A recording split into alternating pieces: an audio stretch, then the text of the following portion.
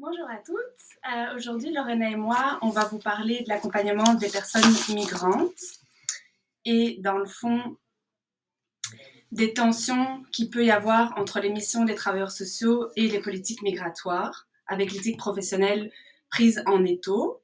Avant de commencer, Lorena va vous expliquer, dans le fond, le concept de mobilité humaine pour comprendre aussi de quoi on parle. Oui, donc, il y a des concepts qui sont importants pour comprendre la mobilité humaine. Et selon la Nations Unies, les personnes en situation de mobilité humaine, c'est toute personne qui, pour des raisons différentes selon son contexte, doit être mobilisée dans un lieu à une situation de mobilité humaine. À ce stade, différentes situations de mobilité sont identifiées. Personnes en déplacement forcé, personnes ayant besoin de protection internationale, demandeurs d'asile, répatriés, personnes à mobilité interne, et enfants et adolescents non accompagnés ou séparés, entre autres.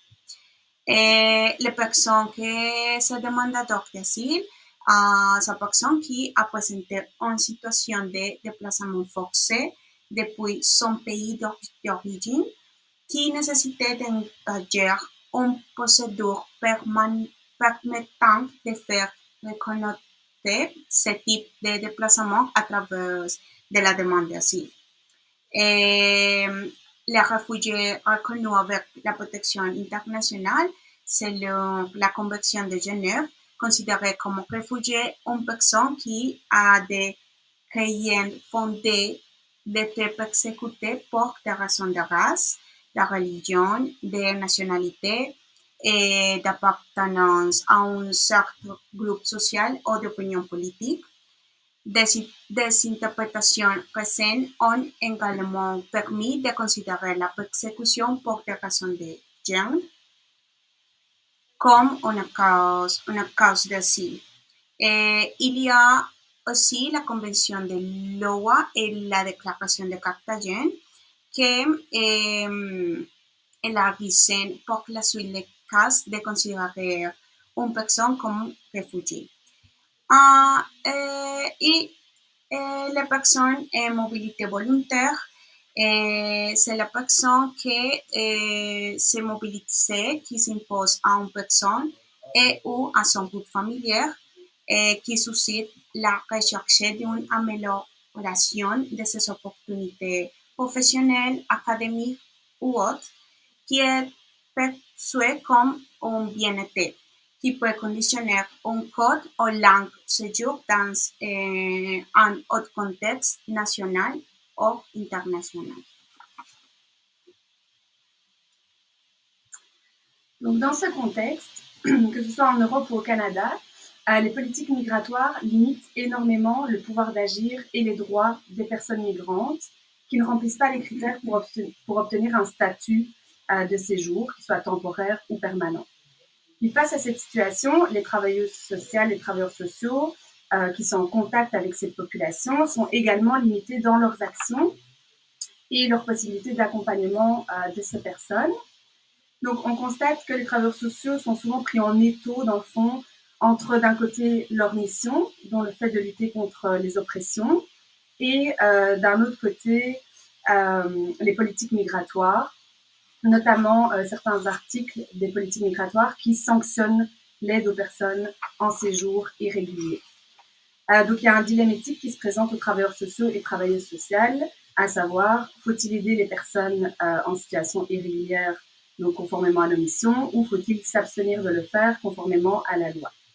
Donc, afin de contextualiser notre problématique, on va commencer par expliquer brièvement les réalités auxquelles sont confrontées généralement les personnes donc migrantes, plus précisément les personnes migrantes en situation d'illégalité, entre guillemets, administrative.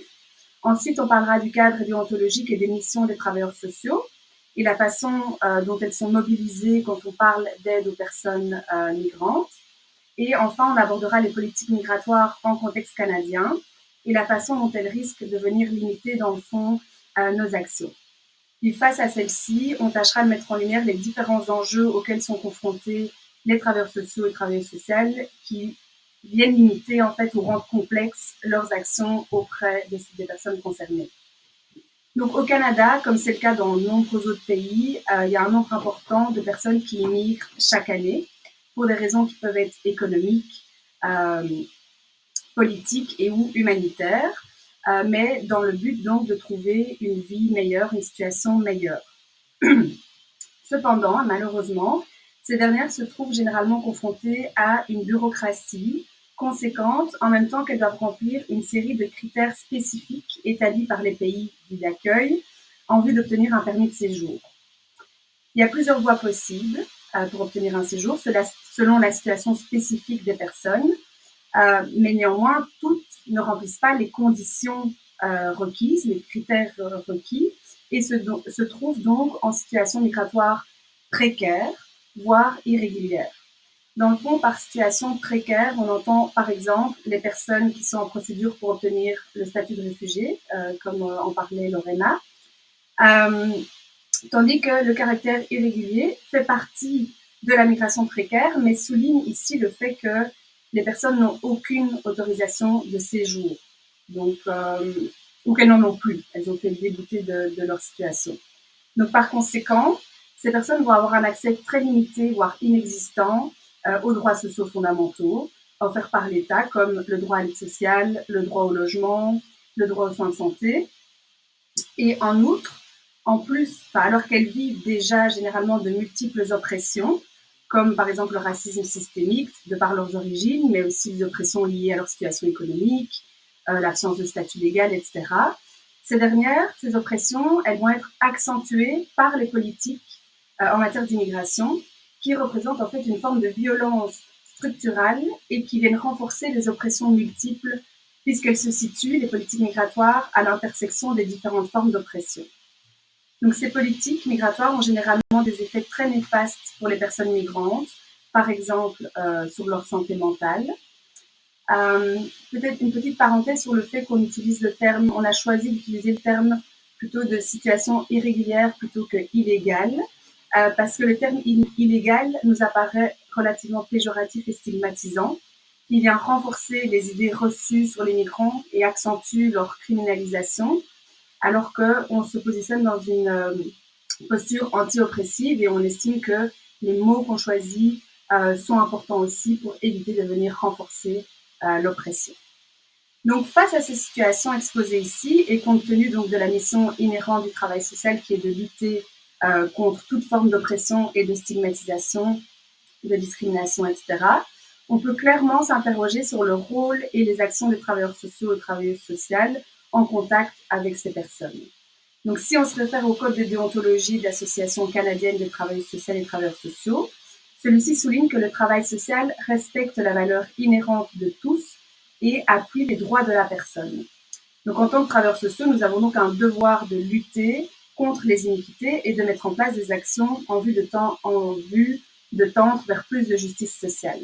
On reviendra plus tard plus en détail sur le code de déontologie.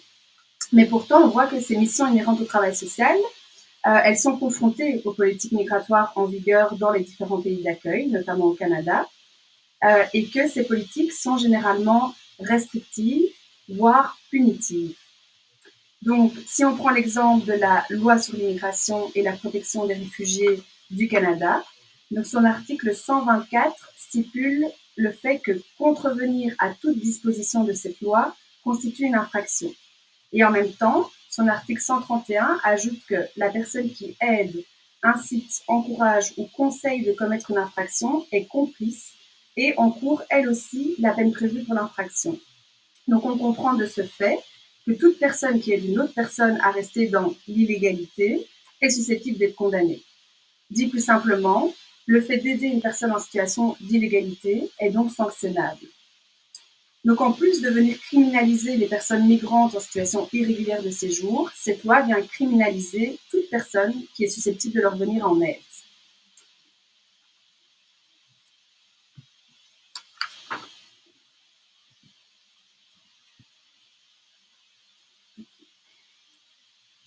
Donc, comme dit Marie, étant donné que les personnes en situation migratoire irrégulière vivent de multiples oppressions, mais qu'en même temps, elles se trouvent en situation d'illégalité, l'éthique professionnelle des travailleurs sociaux épuise en étouffé aux différentes positions, principalement deux. Le premier, aider à les personnes en séjour irrégulier, par exemple à trouver des stratégies pour subvenir à leurs besoins, quitte à ce que leurs actes soient considérés comme dehors de la loi ou de désobéissance civile. O la deuxième position, que c'est s'abstenir de le faire conformément à la loi.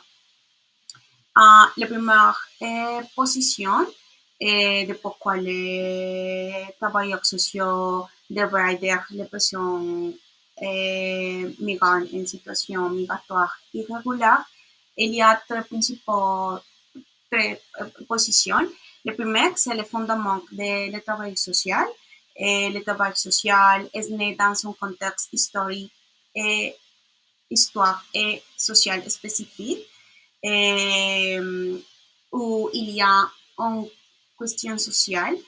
Et la question sociale, c'est la possibilité de dénaturaliser la société et l'expression de la question sociale sont les personnes qui sont en dehors des systèmes de soins. Le travail social intervient sur les conséquences de la question sociale. Donc, le travail social consiste à mettre des connaissances théoriques et pratiques au service du bien-être des êtres humains afin de remédier la conséquence de la question sociale. La deuxième position, c'est que le travail social est une profession liée à les droits de l'homme. Parce que l'intervention dans la réalité sociale est attribuée à tous les hommes et pas seulement à certaines personnes. Et que toutes les personnes sont dans égaliser leur statut social. Dans l'Association internationale d'écoles de travail social et la Fédération internationale de travail social, aussi les Nations unies, dit précisément qu'il y a une relation très importante dans les droits de l'homme et le travail social.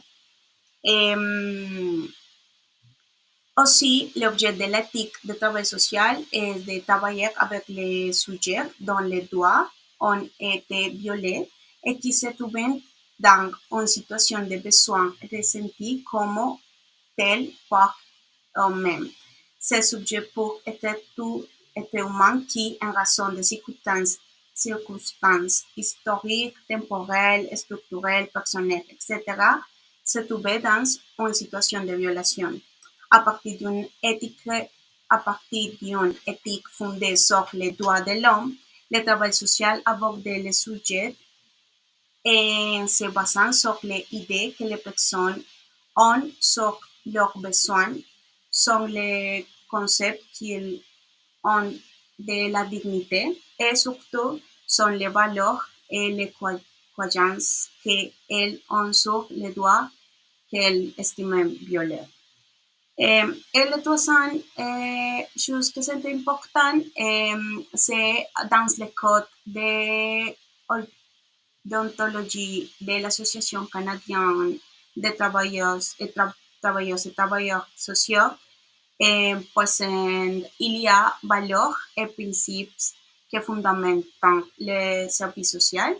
Les valeurs 1 dit le respect et la dignité et les valeurs inhérentes de la personne, dit il rester fidèle aux droits humains des individus et des groupes tels qu'exprimés dans la Carte canadienne des droits et libertés et dans la Déclaration universelle des droits de l'homme des Nations unies. Les valeurs 2 poursuite de la justice sociale Il encourage l'équité sociale et la juste répartition des ressources et travaille à réduire les obstacles à élargir la gamme de choix pour tous et portant une attention particulière à ceux qui sont marginalisés, désavantagés ou vulnérables ou qui ont des besoins spéciaux. Et finalement, l'évaluatoire, que c'est le service à l'humanité, et la profession du service social considérait les services dans les autres conformément au principe de justice sociale comme un objectif professionnel fondamental. Après avoir vu donc les positions en faveur du fait d'apporter de l'aide aux personnes migrantes en situation irrégulière, on va voir maintenant, on va explorer les raisons pour lesquelles les travailleurs sociaux devraient s'abstenir d'aider les personnes migrantes en situation en séjour irrégulier. Donc le fait de s'abstenir peut se justifier par plusieurs raisons. La raison qui semble la plus évidente, dans le fond, c'est le fait qu'aider les personnes en situation irrégulière va à l'encontre de la loi sur l'immigration du Canada, comme on en a déjà parlé, et de facto constitue une action illégale en elle-même. Outre le fait d'aller à l'encontre de la loi sur l'immigration, le fait de s'abstenir peut aussi se justifier par le fait que ce n'est pas dans notre mandat.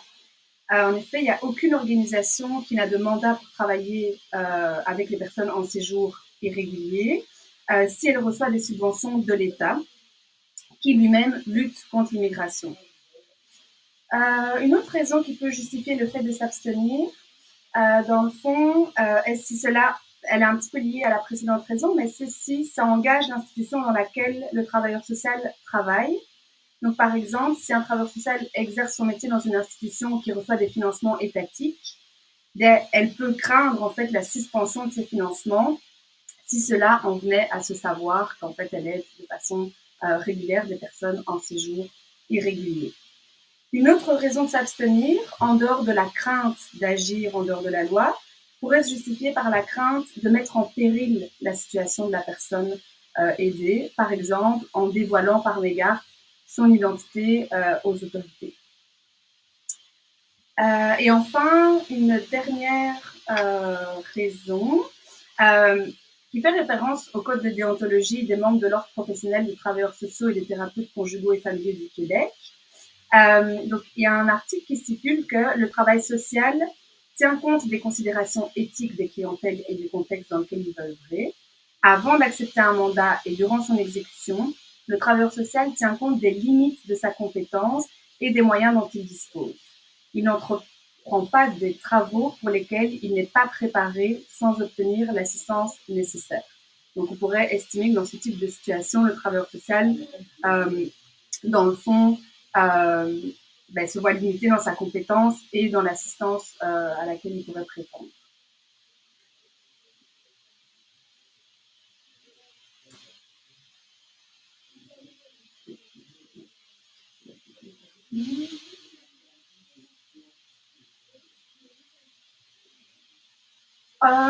On va en venir maintenant justement à notre prise de position et au choix d'action qu'on propose. Donc, bien que notre position elle s'oriente clairement vers le fait d'aider les personnes en situation irrégulière, on constate que c'est beaucoup plus simple à dire qu'à faire. C'est beaucoup plus simple dans la théorie. Donc, dans notre contexte de travail, on en a déjà un petit peu parlé, on est soumis à certaines contraintes institutionnelles, logistiques, financières, etc. Et en plus, ce qu'il y a, c'est que dans le fond, on pense que passer par un processus éthique, ici, va nous permettre de mettre en lumière une multitude d'enjeux et de s'appuyer sur différentes perspectives peut nous amener justement à avoir une certaine assise théorique et argumentative qui pourra nous aider dans la revendication et la justification de nos actions auprès de cette population à partir du moment où justement on se positionne pour venir en aide à ces personnes. Donc on va explorer différentes perspectives éthiques qu'on a débattues ensemble avec Lorena. Voilà, la réflexion sur les perspectives éthiques. Et donc, je vais commencer par parler de l'éthique de la reconnaissance, la première perspective qu'on a vue dans ce cours. Donc, pour rappel, selon l'éthique de la reconnaissance, une société, pour être éthique, doit s'assurer qu'elle produit de la reconnaissance pour tout le monde. C'est pourquoi il me semblait indispensable à mobiliser ici, parce qu'on a abordé le fait que les personnes migrantes en situation irrégulière vivent une situation de précarité importante et de multiples oppressions, et des oppressions qui vont de leur stigmatisation jusqu'à leur criminalisation. C'est donc une population qui subit du mépris, qui entraîne un manque de reconnaissance et à plusieurs niveaux. Donc, on a vu qu'il y avait 3 niveaux dans l'éthique de la reconnaissance, affectif, social et juridique, et que ceux-ci interagissent de manière subjective et que c'est important que la reconnaissance s'effectue aux 3 niveaux. Donc, il nous semble qu'elle est exacerbée au niveau social et politique, mais on va quand même passer en vue la réflexion qu'on a eue à ces 3 niveaux de reconnaissance. Donc, en ce qui concerne la reconnaissance affective, il nous apparaît qu'elle peut se retrouver affaiblie quand les attentes de la famille d'une personne en situation de migration précaire et ou irrégulière ne satisfont pas la famille dans le fond. Donc, il est fréquent que la famille, qu'elle soit restée dans le pays d'origine ou qu'ils aient voyagé ensemble, ait des attentes concernant donc une amélioration de leur situation, de leur vie au quotidien, que ce soit d'un point de vue économique et ou politique, de sécurité, etc. Mais généralement, ces attentes sont portées par la personne en charge de la famille ou la personne qui porte le projet de migration. Cependant, on a vu qu'il y a une multitude de difficultés rencontrées sur place, qui se traduisent notamment au niveau social et juridique dont on va parler, et ça engendre une situation précaire qui peut amener un certain désenchantement et une déception vis-à-vis de ces attentes, donc de la famille envers la personne qui porte le projet de migration. D'un point de vue juridique, donc, puisqu'ils ne remplissent pas les conditions pour obtenir un statut légal, ces populations de migrants sont maintenues dans l'illégalité. Elles sont considérées comme en dehors de la loi, ce qui peut engendrer une criminalisation de ceux-ci, on en a déjà parlé. Puis, ces derniers donc, risquent en tout temps, dans le fond, s'ils se font appréhender par la police lors d'un contrôle identitaire, d'être renvoyés en détention et puis possiblement renvoyés dans leur pays d'origine par la suite. Puis c'est une situation qui implique aussi qu'ils n'ont pas accès à une multitude de droits fondamentaux qui ne leur sont pas reconnus. Ensuite, d'un point de vue social, donc ce manque de reconnaissance et cette tendance justement à criminaliser les migrants a des impacts directs sur la perception négative de la société à leur égard. Donc il y a beaucoup d'amalgames qui sont faits, notamment avec les terroristes, dans le discours qui est véhiculé dans le discours des médias notamment, où ils sont souvent représentés, associés à un danger pour la sécurité canadienne. Donc, cependant, on a vu dans le cours comment cette perspective nous permet de mobiliser des mécanismes qui amènent la société à s'épanouir dans des conditions qui ne sont pas dégradées. Donc, tenant compte notamment des limites déjà évoquées que rencontrent les travailleurs sociaux dans leurs actions, on pense qu'une meilleure reconnaissance sociale et juridique des personnes migrantes au statut précaire et irrégulier permettrait de faire avancer des actions possibles et la défense des droits auprès de ces personnes. Donc cette absence de reconnaissance et ce non-accès aux droits fondamentaux peuvent servir de base, dans le fond, pour des revendications collectives que les travailleurs sociaux devraient, selon nous, soutenir. Donc c'est important aussi de faciliter la prise de parole de ces groupes vulnérables, puisque ça représente une forme de reconnaissance en soi, même si on comprend la peur sous-jacente qu'il peut y avoir au fait de se montrer visible alors que leur présence elle-même n'est pas autorisée. C'est ce que fait certains organismes, dans le fond, notamment pour ne citer que Solidarité sans frontières. Et donc, ces actions permettent néanmoins de sensibiliser l'opinion publique à leur situation, donc la reconnaissance sociale, ainsi que les politiques, via par exemple les revendications pour la régularisation de leur situation juridique, qui permettrait une reconnaissance juridique. Donc, en travail social, ça rejoint selon nous pleinement la responsabilité qu'on estime avoir en tant qu'acteur de transformation sociale, à savoir entendre la voix des personnes opprimées pour lutter contre cette oppression. Donc, partant du principe que l'utilisation en choc, c'est le plus grand bonheur possible pour le plus grand nombre de personnes en calculant les conséquences d'une action. Cette approche pour ne pas reconnaître les besoins des groupes minoritaires qui n'ont également aucun pouvoir ni reconnaissance légale, car ils sont les migrants en situation migratoire irrégulière. Un très grave problème d'éthique politique est exposé ici, à savoir l'ennemi des systèmes de domination qui marginalisent les soi-disant minorités et excluent et réduisent à silence des groupes que le système structural dominant et l'histoire n'ont pas reconnu comme le plus grand nombre de personnes. En d'autres termes, cette approche pourrait être extrêmement violent pour les groupes de migrants en situation migratoire irrégulière, car elle ne donne pas les valeurs à conséquences sur la vie d'être dans cette situation, euh, puisqu'elle n'affecte pas la grande majorité ou les migrants qui sont en situation migratoire régulière. Pour en venir maintenant à la justice sociale selon Rawls, donc dans le cas présenté ici, la théorie de Rawls nous semble également nécessaire à mobiliser puisqu'elle vise à établir des principes de justice qui considèrent chaque personne comme également importante et libre. Donc cette théorie est intéressante parce qu'elle permet justement de déplacer les limites de l'approche utilitariste dont parlait Lorena en prenant en considération les minorités, là où la théorie utilitariste met l'accent sur l'intérêt de favoriser la majorité. Donc ici, la justice est davantage une question d'équité. Donc pour rappel, il y a 3 conditions dans la théorie de Rawls. Donc premièrement, un contrat social qui implique un ensemble de règles déterminées et acceptées par tous dans une société donnée et qui est à la base de tout. Ensuite, il y a la position originelle, qui est une situation hypothétique où tout le monde est égal.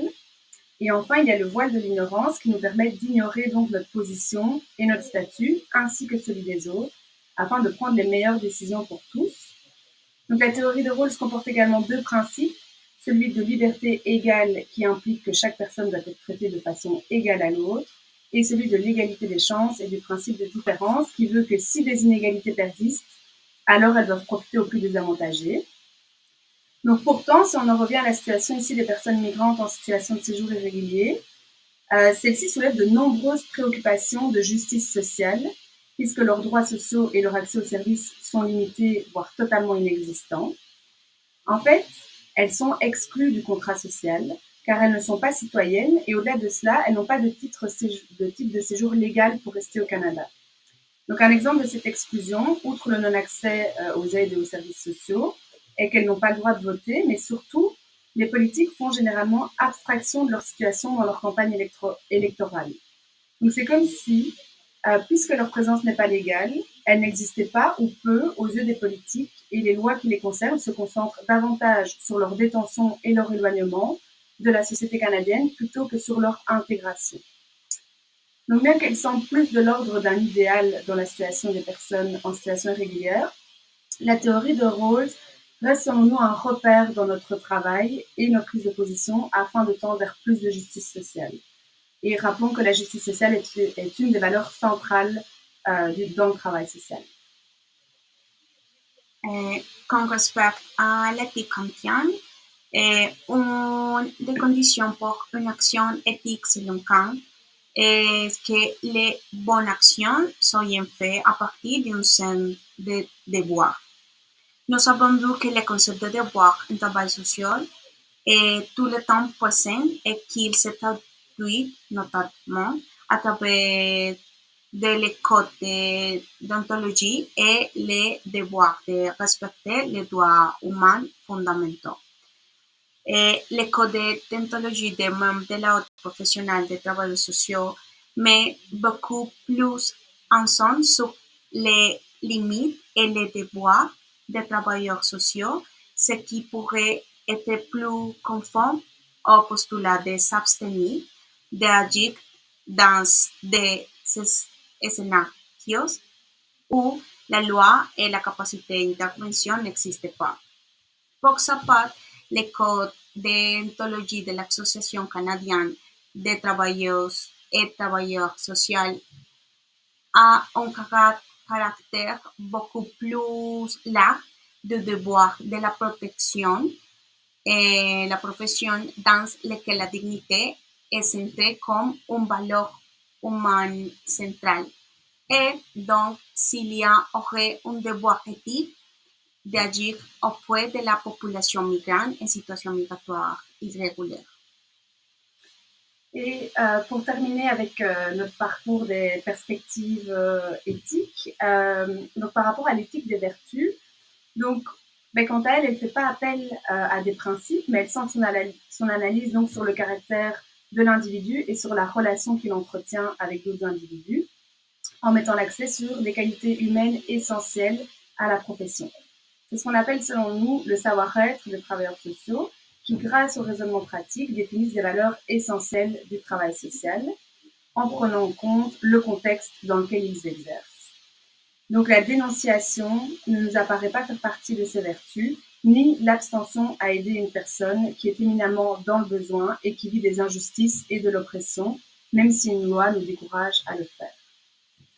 Donc, pour conclure ce point sur notre parcours réflexif autour des différentes perspectives éthiques, donc on a envie d'amener le fait que donc, les lois ou les politiques sociales ne sont pas forcément bonnes, ne sont pas forcément justes, et qu'à cet égard, les valeurs du travail social et notre code de déontologie sont des repères indispensables pour guider nos actions et remettre en question ces lois et ces politiques lorsqu'elles créent de l'injustice sociale et des inégalités, comme c'est le cas pour les personnes migrantes en situation précaire ou irrégulière.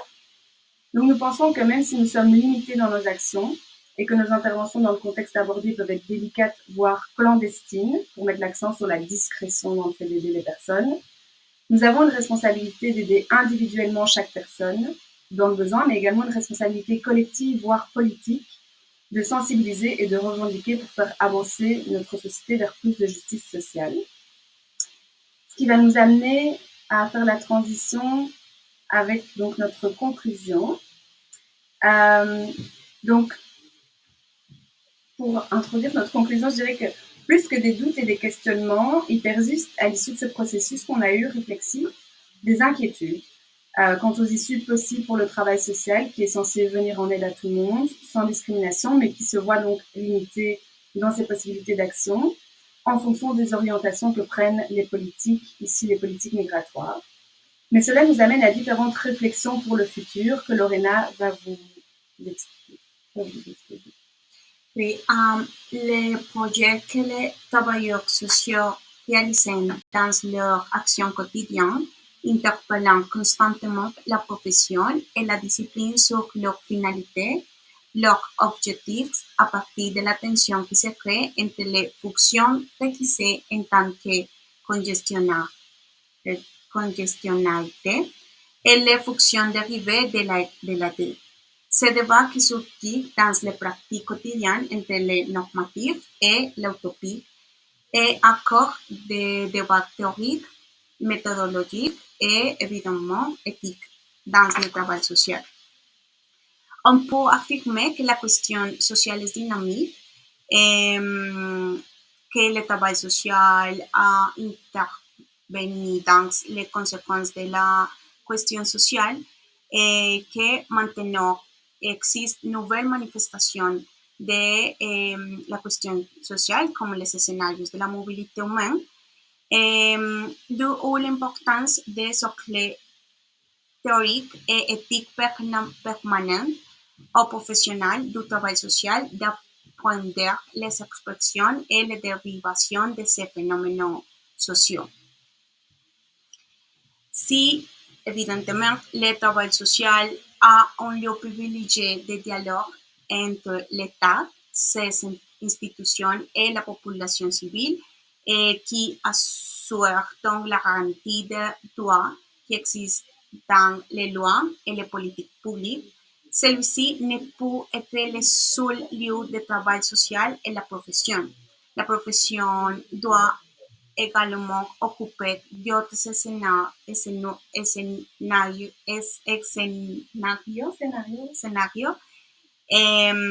des institutions non formales qui permettent de reivindiquer des groupes de population qui, en raison des circonstances différents ne sont reconnus dans aucune politique publique, ça car ce sont les plus vulnérables des vulnérables. Oui. C'est ça.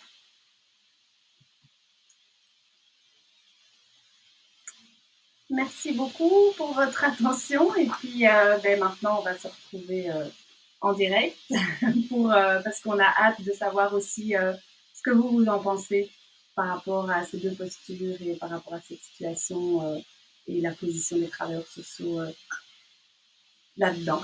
Merci. Merci. Merci Lorena. Merci à toi.